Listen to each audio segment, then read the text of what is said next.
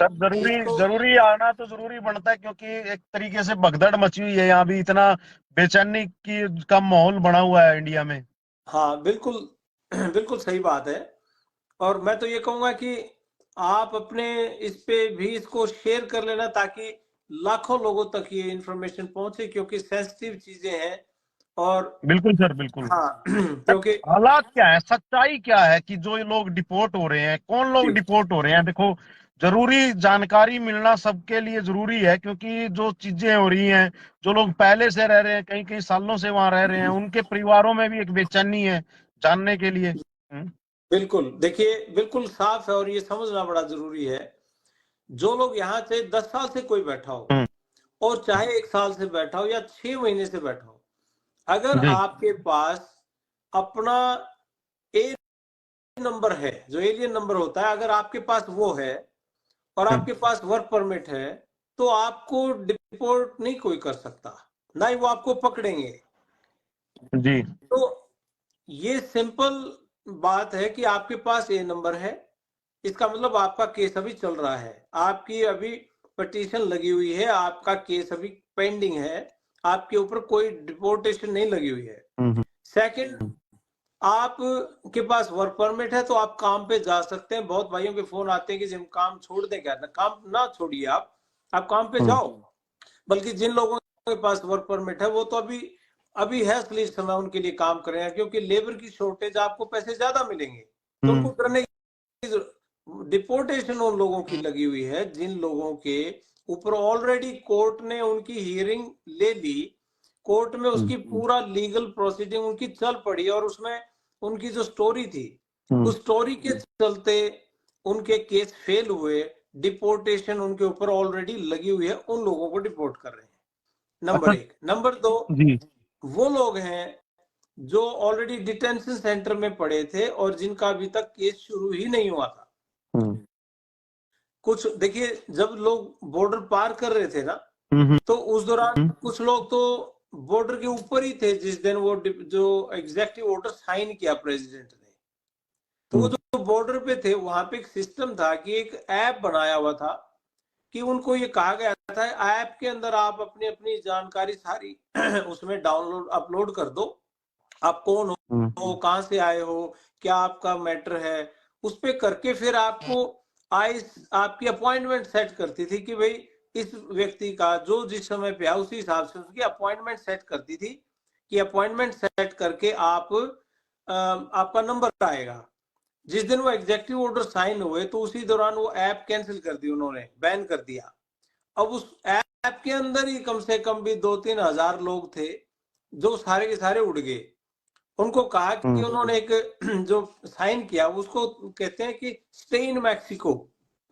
सो वो जो stay in Mexico था, उसका मतलब ये है कि अगर आपने असाइलम लगाना है ना, वो रिमेन इन मैक्सिको जो उनका था उसको रीइंस्टेट किया। पहले प्रेसिडेंट ट्रम्प जब आए थे पिछली बार, तो उस दौरान भी उन्होंने वो लागू किया था। रिमेन इन मैक्सिको का मतलब ये था कि जो मैक्सिको में आए हैं और उन्होंने असाइलम लगाया हुआ, तो वो मैक्सिको में रह के इंतजार करें कि तुम्हारा केस पास होगा कि फेल होगा। अब भी उन्होंने यही कहा कि तुम फिर मैक्सिको में रह के इंतजार करो। लेकिन अब मैक्सिको में रह के इंतजार नहीं किया जा सकता, क्योंकि वहां पे तो और कई तरह की समस्याएं हैं।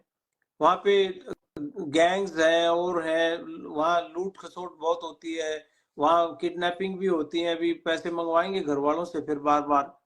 तो ये धरपकड़ जो है ना, ये उन लोगों के लिए थी जिनके ऊपर क्रिमिनल केस है, जो किसी न किसी गैंग के मेंबर्स हैं और यहाँ पे काफी समय से रह रहे हैं।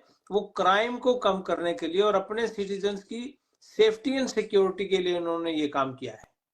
अच्छा सर, जो ये अफवाह फैलाई जा रही है कि पकड़ रहे हैं, बस छापेमारी चल रही है, हर जगह पे छापेमारी चल रही है, जो भी फंसता है उसी को पकड़ के डिपोर्ट के लिए अपना वो कर रहे हैं, ऐसा क्या है? देखिए, अगर ऐसा होता तो कोई शहर ऐसा नहीं है जिसमें हमारे लोग ना रहते हो। कोई शहर ऐसा नहीं है जिस शहर में जिस सिटी की पुलिस को ये ना पता हो कि इंडियन लोग कहाँ रहते हैं और ग्रुप्स में रहते हैं, 20-20, 25-25 लोग इकट्ठे रहते हैं, सबको पता है। ये ढूंढना चाहे तो इनको मिलेंगे नहीं क्या? बिल्कुल मिल जाएंगे। ऐसा नहीं है, ये तो हमारी भारत की पुलिस ना छोड़े, ये यहाँ की थोड़ा सा और सख्त है, लेकिन ये कि उनको पता है कौन कहाँ रह रहा है, पकड़ने पे आएंगे पकड़ लेंगे, लेकिन ये हम उनका टारगेट नहीं है। टारगेट उनको ये पता है कौन व्यक्ति किसी गैंग से जुड़ा हुआ है या कोई ड्रग्स से जुड़ा हुआ है, जो क्रिमिनल बैकग्राउंड जिसकी है, उनको पकड़ने के लिए अगर जाते हैं और वहां पे रास्ते में कोई आदमी ऐसा टकर जाए, या उनको पता है कि ये व्यक्ति कई सालों से काम कर रहा है इस जगह पे, वहां छापा मारने चलेगा और वहीं पे कोई दो भाई हमारे भी काम करते हो और उनसे पूछ ले जी आप मतलब किस ये है तरीके से काम कर। कुल मिला के कि जिसके पास वर्क परमिट नहीं है, हाँ, और तो उनको उनको ये टारगेट कर रहे हैं अब, जिनके पास वर्क परमिट नहीं है और काम कर रहे हैं वहां पे। नहीं, हाँ, अगर काम करते पकड़े गए, वो जा तो किसी और को रहे हैं पकड़ने, लेकिन हम भी पकड़े गए क्योंकि काम की परमिशन नहीं है, तो वो करेंगे। अदरवाइज आपके पास अगर नहीं है वर्क परमिट कोई बात नहीं, लेकिन आप अपना एलियन नंबर जो है वो अपने पास रखें, वो डॉक्यूमेंट आप अपने पास रखें, तो उसके बाद कोई प्रॉब्लम थोड़ा ही है। वो कहते हैं हाँ जी मेरा केस अभी चल रहा है, ठीक है। मतलब अगर काम नहीं कर रहे, अपने होटल में बैठे हैं वो आराम से, और वहां रेड पड़ जाती है, तो वो अपना नंबर दिखा दें। नंबर दिखा दे, वो तो खाना खा रहे हैं यहाँ, ऐसे थोड़ा कोई रोकेगा, ऐसे तो फिर ग्रोसरी लेने भी नहीं जाने देगा कोई। ऐसा नहीं है, क्योंकि बहुत बड़ा इसका इम्पैक्ट है, एक छोटी चीज नहीं है। अब इसी डर भय से मैं आपको बताऊं, अकेली कैलिफोर्निया की अगर मैं बात करूं, 50% लेबर है जो काम करने वाली खेतों में, वो अनडॉक्यूमेंटेड है 50%। और जिस दिन ये हुआ कि वे रेड पड़ रही है इसकी, उस दिन से 70% लोग खेतों में जाना बंद कर गए। अब 70% का मतलब ये है वहां पे खेती चल रही है, अब संतरे की तोड़ाई चल रही है, तो वहां पे अब वो तोड़ने वाला नहीं है कोई, सब्जियां तोड़ने वाला नहीं है अच्छा, कोई, तो बड़ा प्रॉब्लम है। जिनके पास वर्क परमिट है, डॉक्यूमेंट है सारा, वो तो फिर उनको तो फायदा भी है एक तरीके से देखा जाए तो, रेट उनको तो पैसे भी ज्यादा मिलेंगे। मिलेंगे। अब तक तो ये लाइन लग रही थी हमारे लोगों की कि काम नहीं मिल रहा, काम नहीं मिल रहा, बड़ी काम नहीं लंबी मिल रहा, लंबी काम लाइन नहीं थी। मिल रहा। जी। अब जब काम मिलना लगा तो वो उनके अंदर एक डर ये बैठ गया कि कहीं हमारा नंबर ना लग जाए। और हाँ, ये बिल्कुल बिल्कुल। जागरूकता की बात है, अवेयरनेस की बात है, कहीं नहीं लिखा हुआ ये। आप अपने अपने देखिए, जो यहाँ आया हुआ है सबके पास वकील हैं, अपने वकीलों से सलाह ले लें इस बात की, वकील भी यही सलाह देंगे आपको कि अच्छा सर, आपका केस लगाओ। एक और मेरा सवाल है जी छोटा सा, कि एक और चीज मेरे को सुनने में आ रही है, जैसे जो लोग वहाँ कैश में काम कर रहे हैं, जी, वो क्या मैटर है कैश में काम करना? कैश में काम वही कर रहे हैं जिनके पास काम की परमिशन नहीं है, अच्छा तो वो अच्छा। उसको कहते हुए अंडर द टेबल ले रहे हैं पैसे भी, कैश में कर लो काम। तो जी जी कैश जी। में करने का मतलब सिर्फ यही है कि आपके पास वर्क परमिट नहीं है, सोशल सिक्योरिटी नंबर नहीं है, तो वो एक इश्यू है। तो अब मतलब ये है। अच्छा, मैंने सुना है 2024 में भी बहुत सारे इंडियंस को जो है डिपोर्ट किया गया था। 1529 लोगों को, भारतीयों को, अकेलों को डिपोर्ट किया था। डिपोर्ट तो 2024 में वैसे 5,26,000 लोग डिपोर्ट हुए थे टोटल, अमेरिका से। हाँ, बहुत बड़ा नंबर था। अच्छा, लेकिन अब उसमें तो इस बार तो चलो 104 ही डिपोर्ट हुए हैं, पिछली बार 1529 डिपोर्ट हुए थे, लेकिन मुद्दा नहीं बना। अब मुद्दा क्यों बन रहा है सर? तो मुद्दा बन रहा है क्योंकि इस इलेक्शन का मेन मुद्दा इमिग्रेशन था।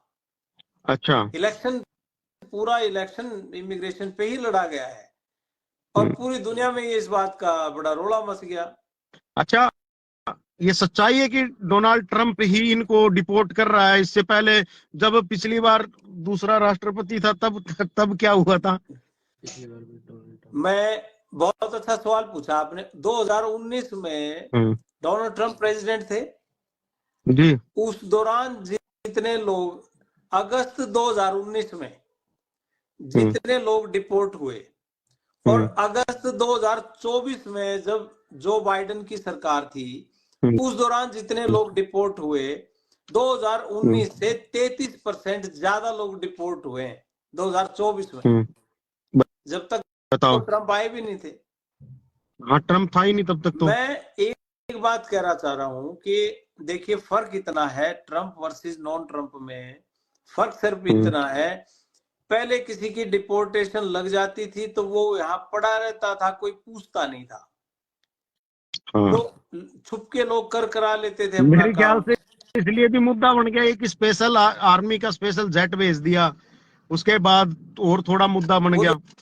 तो देखो, ये मैसेज भी स्ट्रांगली इसको देना चाहते हैं कि हमारा सिस्टम बहुत ब्रोकन सिस्टम है, कि लाखों लोग, मतलब हमारे भारतीय तो कुछ भी नहीं आए, तो 7.25 लाख ही हैं। ये इधर से जो मैक्सिको, ग्वाटेमाला, अल साल्वाडोर, ये जो है होंडुरस, ये जो कंट्रीज हैं इनके तो, वेनेजुएला, इनके तो यूं 1-2 लाख तो महीने के आ जाते हैं यहाँ से। तो अच्छा, बहुत हमारे एक दर्शक हैं, वो कह रहे हैं, संदीप जी हैं, हाँ वो कह जी, रहे हैं 2 साल का क्या फंडा है। वो खुद न्यूयॉर्क में बैठे हैं, तो हाँ। वो पूछ रहे हैं 2 साल वाला क्या फंडा है। वो 2 साल वाला ये था फंडा कि जिन लोगों को 2 साल हुए आए हुए, या 2 साल से कम का समय है आए हुए, हम्म उन केसेस में, कि उनके केसेस जो लगे हुए ना, तो उनके लिए इमिग्रेशन को और आईस को स्पेशल परमिशन दी गई है कि वो हम्म उन केसेस की सुनवाई कर लें। कि हम्म जो केस पहले लगते थे ना, अभी पेंडिंग चल रहा है केस, और 2026 की, 2028 की हियरिंग आई हुई है किसी की, तो हम्म कह रहे हैं जो अभी अभी आए नए, जो 2 साल से कम समय जिनको हुआ है, तो उन केसेस हम्म की सुनवाई के आदेश इनको दे दिए, आइस को और उनको, कि आपको लगता है कि अगर इनकी स्टोरी में दम नहीं है और हम्म, जेन्युइन केस नहीं है, तो आप उनको वहीं पे उसका निपटारा कर दो, ताकि ये केसों की सुनवाई थोड़ी सी फास्ट हो जाए, जी। क्योंकि बैकलॉग बहुत ज्यादा है। तो केसेस हम्म बहुत ज्यादा पेंडिंग है, इमिग्रेशन बहुत ज्यादा स्लो हुई है। जो इवन जेन्युइनली फैमिली बेसिस पे थे, वो लोग भी बहुत कई कई महीने, लेकिन सर, सालों उनके केसेस यहाँ एक पेंडिंग और है। भी तो सवाल है ना, जी, यहाँ एक और भी सवाल है। जैसे एक लड़का आया है हमारा यहाँ, जी, तो उसने बोला कि मेरे को तो कॉल करके बुलाया गया कि आपकी फाइल लगी हुई है, आप ऑफिस आ जाओ। वो ऑफिस हाँ, गया तो उसको वहीं से अरेस्ट करके और भेज दिया वापस। हाँ। तो उसका कोई केस मिलेगा ऐसा, या तो उस पर डिपोर्टेशन होगी, हम्म या वो जैसे ये 2 साल से कम समय हुआ होगा, तो उसका हम्म केस का निपटारा करने के लिए, या कई ये भी है कि कई छोटी एज के लोग हैं हम्म जो 21 साल से कम उम्र के हैं, उन लोगों हम्म को भी, ये माइनर है, इनकी जिम्मेदारी ज्यादा होती है। 18 साल से हम्म कम उम्र के लोग भी हैं, हम्म। तो ऐसे में जो माइनर लोग हैं लेकिन उनके ऊपर। सवाल जी, तो ये उठता है ना कि कहीं ना कहीं देखो, जो लोग, मतलब जो लोग जा सकते हैं वहां टाइम और ठीक है, लीगली तरीके से, मतलब वो ठीक है, तो उनमें डर तो हो गया ना उसके बाद कि भाई ये तो बुला बुला के कहीं ऐसा ना हो कि हमें डिपोर्ट करके वापस भेज दें। नहीं, वही मैं कह रहा हूँ कि ये अवेयरनेस का सवाल है। अगर वो अपने हाँ। आप को जागरूक कर लें, तो वो भय से बचेंगे, डिप्रेशन से बचेंगे, तनाव से बचेंगे। अब वो नहीं तो क्या होगा। छिपे हुए बैठे हैं, मान लो वहां पे, है ना। तो एक छोटा सा मैं आपको एक रिसर्च बताऊं, हमारा तो फील्ड यही है, दिमागी बीमारियों का फील्ड है हमारा।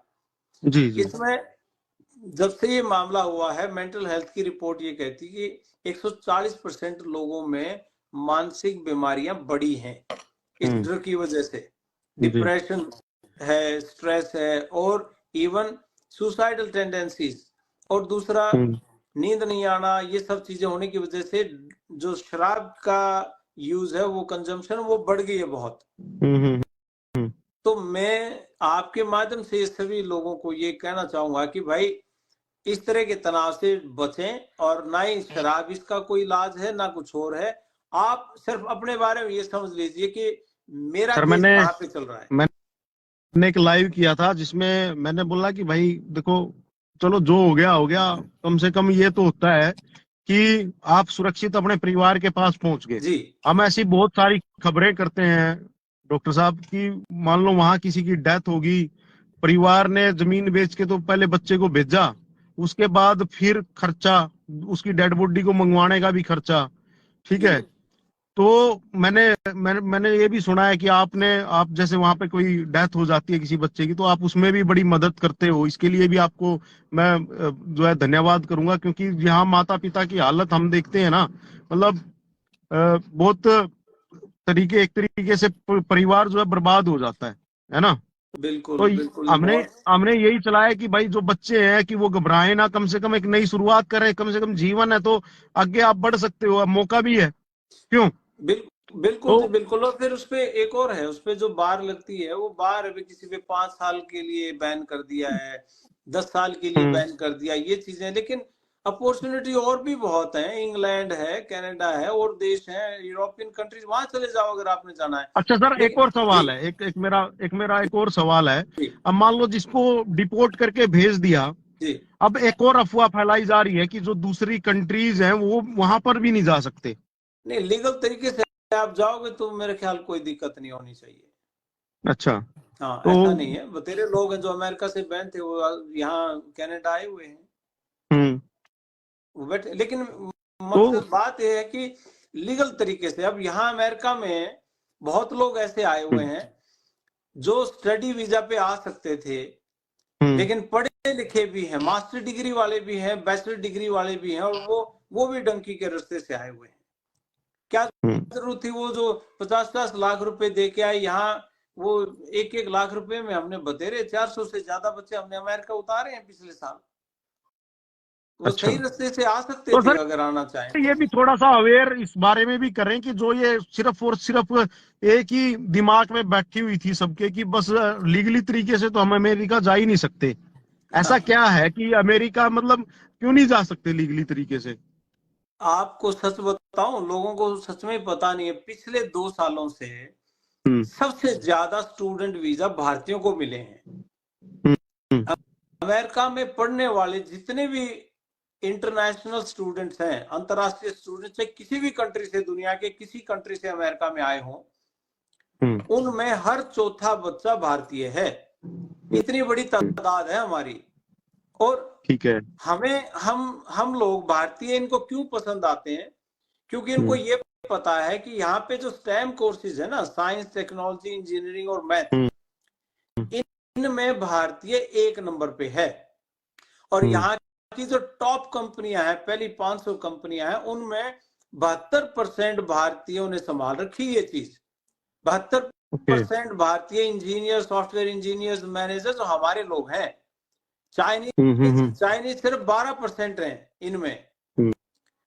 तो हमने कब्जा कर रखा है, हमारे बच्चों ने कब्जा कर रखा है, हमारे भाई बैठे हैं वहां पे। तो भारतीयों की ट्यूनिंग इनके साथ वैसे बड़ी अच्छी हुई हुई है, और ये मना नहीं करते स्टूडेंट्स को। वे तो कहते आओ, नहीं, भारत अच्छा में सर, इसके एम्बेसियां लिए खुल रही हैं। जिम्मेवारी, अच्छा मैं एक बात, चलो स्टूडेंट्स तो चलो अवेयर नहीं है, जी, लेकिन जो एजेंट्स बैठे हैं घर घर दुकान खोल हाँ के, जी, तो जो लीगल तरीके से काम नहीं कर रहे, हाँ तो जी। कहीं ना कहीं वो भी मिसगाइड करते हैं, इसका मतलब। देखिए, वो उनका व्यापार है जी। हम्म, अब बहुत ऐसे भाई जो डोंकी का काम करते थे, वो हमारे पास भी आए जी, हमारे बच्चों को भेज दो आप हम्म, लीगल तरीके से, स्टूडेंट बना। भाई हम्म, डोंकर का बच्चा तो स्टूडेंट वीजा पे आ रहा है, हम्म। और लोगों के बच्चों को आप डोंकी से भेज रहे हो। जी। लेकिन मैं ये कहूंगा कि गलती कहीं ना कहीं हमारे लोगों की भी है। हाँ, बहुत बार जागरूकता की समझाने कमी है की कहीं ना कोशिश कहीं। की गई है कि जब आपका बच्चा सही रास्ते से जा सकता है, हम्म, आप क्यों डरते हो उसमें? वैसे ही एक हम्म, वो बना रखा है कि आपने कि भाई जा नहीं सकते। मैं ये कहना चाह रहा हूँ, पिछले 2 सालों में 2 नई एम्बेसी खोल दी अमेरिका ने इंडिया में। ये हम्म। इतनी ज्यादा एम्बेसीज इंडिया में खोलने का मतलब क्या है? अभी बेंगलोर में नई एम्बेसी खोली उन्होंने, पहले बिल्कुल। अहमदाबाद में खोली थी। तो ये हम्म, मतलब इतनी एम्बेसीज यहाँ इंडिया में खोलने का कोई तो पॉजिटिव मतलब होगा ना। हम्म। रिलेशन अच्छा सर, हमारे एक और अच्छे हैं इनके साथ। मेरा एक और सवाल जी आपसे कि मान लो किसी ने लीगल तरीके से आने का प्रयास किया वहां पे जी। अमेरिका में, और उसको परमिशन नहीं मिली वहां जाने की, हाँ, ठीक है, उसके बाद क्या हुआ कि फर्जी तरीके से फर्जी डॉक्यूमेंट बनवा के दोबारा जो है उसने अपना दोबारा प्रयास किया उसने फिर, तो ऐसे लोगों पे भी वहां कार्रवाई हो रही है? देखिए जी, फर्जी तो फर्जी है, चाहे वो कहीं भी है। जी। फर्जियों को तो भारत भी नहीं बख्शता। मैं कह बिल्कुल रहा नहीं हूँ, बख्शता। हाँ, तो ये तो अगर फर्जी डॉक्यूमेंट्स लगा के आप किसी और रास्ते से कोशिश करोगे तो वो तो पकड़े जाएंगे। इवन कनाडा में जो लोग फर्जी डॉक्यूमेंट्स लगा के गए, और जब उनका हम्म, वहां पीआर होने का वक्त आया, तब तक हम्म। वो ये भूल चुके थे तुमने पहले जो डॉक्यूमेंट्स लगाए थे वो क्या थे, वो एजेंट ने कौन से लगाए थे। अच्छा। तो वहां पे उनके पीआर थोड़ा होनी है वो। हम्म। जब फेक डॉक्यूमेंट लगाए और जब असली समय आएगा उस दौरान सारी चीजें मांगी जाएंगी और वो होंगी नहीं आपके पास। भाई फर्जी डॉक्यूमेंट में लगा के जी ये तो जी किसी बड़ी कंपनी का मैनेजर है, तो 5 साल 6 साल बाद आपका नंबर आज ही पीआर के लिए अप्लाई करो, अब तो वो एजेंट उसके साथ नहीं है, उसने तो सिर्फ वहां तक पहुंचाने का ठेका लिया था। बिल्कुल। मैं कह रहा हूँ इस सारी गंदगी से दूर हटके हमारे लोग बहुत पाक साफ हैं, ईमानदार हैं, मेहनती हैं, हमारे गांव के बच्चे, उनको बड़े सही तरीके से जाना चाहिए। अमेरिका वीजा मान लिया रिजेक्ट भी हो जाता है किसी का, हमारे हैं तेरे ऐसे बच्चे जिनके वीजे रिजेक्ट हुए, तो वो हमने इंग्लैंड भेज दिए, इंग्लैंड पढ़ रहे हैं, वो उनके वीजे लग गए, तो हाँ, तो दूसरी कंट्री वो ट्राई कर सकते हैं, इसमें कोई बड़ी बात नहीं है। हमारे पास इंग्लैंड का रिफ्यूजल वाला बच्चा आया, ऑस्ट्रेलिया का रिफ्यूज बच्चा, कनाडा का रिफ्यूज, हमने अमेरिका का वीजा लगवाया, उनका यहाँ आए हुए बच्चे और बढ़िया पढ़ाई कर रहे हैं, अच्छे तरीके से कर रहे हैं। लेकिन ये एक, मैं तो बार बार इस बात को बोलता हूं, अब समय है जागने का, इतनी अच्छी पढ़ाई करें हमारे बच्चे, उनको कोई ऐसे डिस्ट्रैक्ट ना करे, उनका जो मार्ग है ना वो उससे ना भटके, सीधे रास्ते से जाए। ये देश बिल्कुल खुले हाथों से स्वागत करने वाले देश है और मेहनती बच्चों की स्वागत करते हैं। चलो आखिरी सवाल आपसे पूछता हूँ, 18,000 की संख्या बताई जा रही है कि जो वापिस आएंगे, 18,000। हाँ जी। तो कितनी सच्चाई है? 18,000 वापिस आएंगे और वो फिर यही आएंगे जो आपने बताए हैं? 18,000 लोगों पे डिपोर्टेशन लगी हुई है जी। अच्छा। ये पकड़े गए तो 200% आएंगे वापस, क्योंकि ऑलरेडी कोर्ट के आदेश हैं कि इनको डिपोर्ट किया जाए। लेकिन ये 7,25,000 में से हैं 18,000, और ये रूटीन का ही काम है, पहले भी आते रहे हैं, लेकिन पहले नोटिस नहीं कभी हुआ। इस बार नोटिस हुआ क्योंकि नेशनल इमरजेंसी घोषित कर दी है, काफी नए ऑर्डर साइन कर दिए कि भाई हमारे देश में ये क्या हो रहा है, इसको ठीक करेंगे, ये इनका अपना, भाई नई सरकार है, इनका अपना तरीका है। पिछली बार भी इन्होंने कोशिश की थी लेकिन मेजोरिटी में नहीं थे। लेकिन एक मैं आपको बता दूं, टोटल 14 लाख लोगों पे डिपोर्टेशन है, जिनमें भारतीय 18,000 हैं। 14 लाख लोगों को डिपोर्ट करने के लिए 5,000 जहाज चाहिए इनको, 5,000 जहाज भर के भेजेंगे। और मानना ये भी एक्सपर्ट लोगों का, जिस स्पीड से ये भेज रहे हैं और जिस स्पीड से ये पकड़ रहे हैं, अगर इसी स्पीड से पकड़ के भेजते रहे तो इनको ये पूरे सारे डिपोर्ट करने में 28 साल लगेंगे। तो 28 साल तो पता नहीं कौन जिएगा कौन मरेगा। ठीक है बात आपकी। चलो ठीक है सर, थैंक यू। हाँ। आपने अपना मतलब बढ़िया जो जानकारी जरूरी थी वो जानकारी आपने दी, और उम्मीद करता हूँ कि इस जानकारी के बाद काफी लोग जो है जागरूक भी होंगे और अपने बच्चों को मतलब लीगल तरीके से विदेश भेजेंगे। आने वाला समय भारतीयों के लिए है अमेरिका में स्टूडेंट वीजा का, ये भी मैं आपको बता दूं जी, क्योंकि परिस्थितियां ऐसी बन रही हैं, चाइनीज स्टूडेंट यहाँ आना पसंद नहीं करता, उनके रिलेशन ठीक नहीं है। पिछले 2 सालों से वैसे भी बहुत कम हो गए हैं वो। मुस्लिम कंट्रीज के ऊपर इनका वैसे निशाना पिछली बार भी बैन किए थे, इस बार फिर बैन की तैयारी हो रही है, तो इनके राज्य में वो वैसे भी नहीं आएंगे। एक ही कंट्री बचता है उनके लिए जो उनको सुहाता है, वो है इंडिया, और इंडियन स्टूडेंट्स इनको अच्छे लगते हैं। हमारे वाइस प्रेसिडेंट है, उनकी वाइफ भी इंडियन है, और वहां पे उनकी जो टीम में हमारे बहुत भारतीय बैठे हैं अच्छे लेवल पे, जो इस बात के लिए बड़ी एडवोकेसी करते हैं कि भारतीय स्टूडेंट्स को एक बहुत अच्छा मौका दिया जाए।